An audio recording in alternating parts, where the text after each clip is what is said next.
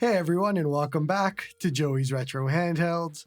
I'm Joey, and today we're going to be doing a quick review of the Anbernic RG40XX H. I say quick review as we've already kind of reviewed this device. Well, not this one specifically, but the RG35XX Plus, the RG35XX H, the 28XX, the RG35XX SP, and the RG35XX 2024, but nobody paid attention to that one. All of which share the same internals of this new RG40XX H, so it's the same performance across the board.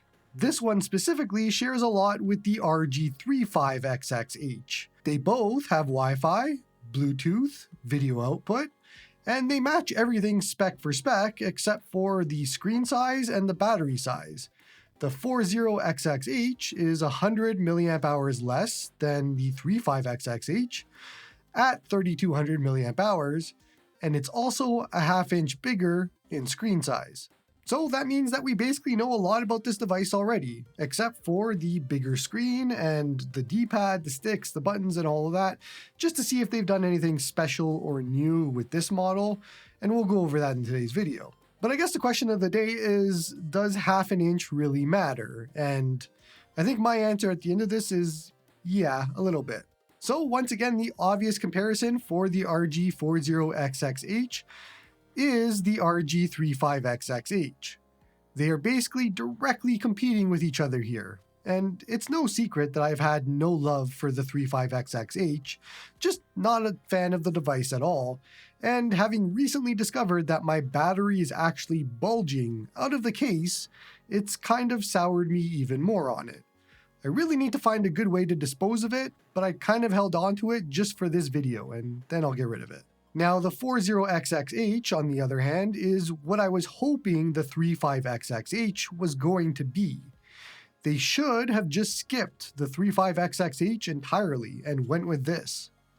They're using the same molded D-pad from the RG35XX Plus, which it never made sense to me why they changed it for the 35XX. The buttons sit lower than the 35XX does, but not low enough to be an issue or change anything really.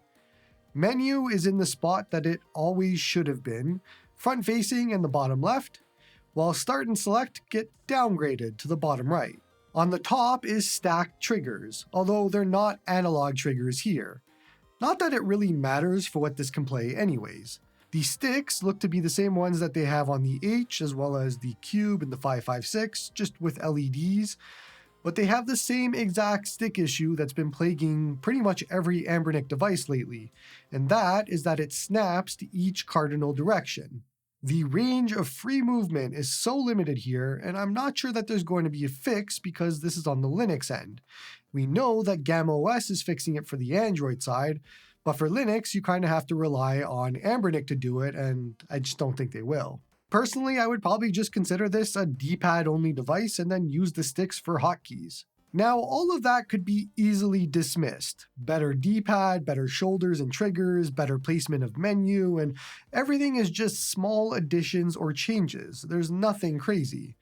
For me, the best and biggest change is the comfort and ergonomics.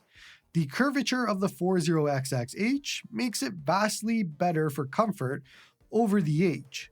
It is a night and day difference to me. I think if you don't have either device at this point, the upgrade for ergonomics and comfort makes this already much better than the 35XX is.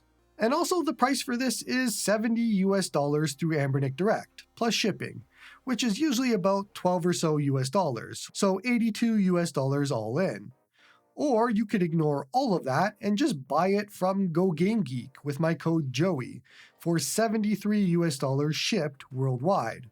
They're also who sent me this device for review, so thank you to them. I think the interesting thing to note that at $73 shipped, this would be the cheapest 4-inch 4:3 aspect ratio device that you can buy. That alone likely gives it special consideration for those that think 3.5 inches is just too small. All puns intended. But the elephant in the room is the TrimUI Smart Pro, which the 40XX H design takes a lot of inspiration from. I did a video comparing the 35XX H to the TrimUI Smart Pro.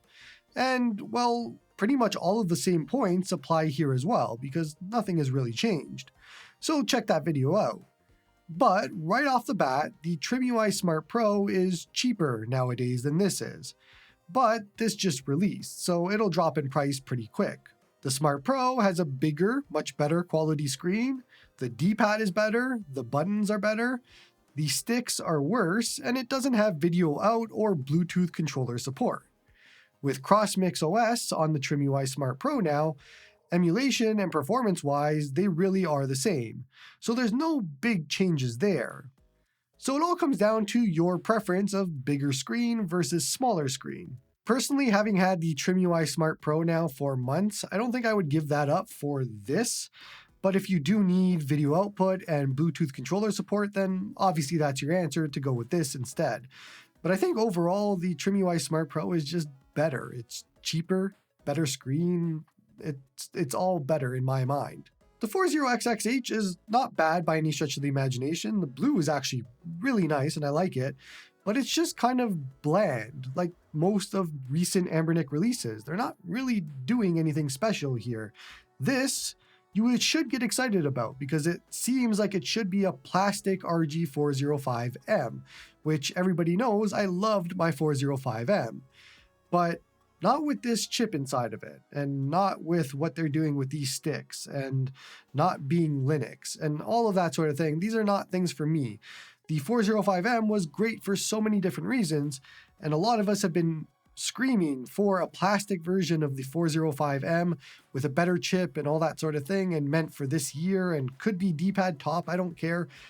But this isn't that. This is just a 35XX H with half more inch. And I think that's kind of where I'm at. The half inch absolutely does matter. I didn't like the 35XX H, and if I had to choose between both of them, it would be this one. Realistically, I'm not going to be using either of them, but if I had to choose, it would definitely be this. Although I would go with the TrimUI Smart Pro over both. So that's kind of the tier there. I think my main concern with this is that they just didn't do anything special here. It is just a paint by numbers release as usual with Anbernic.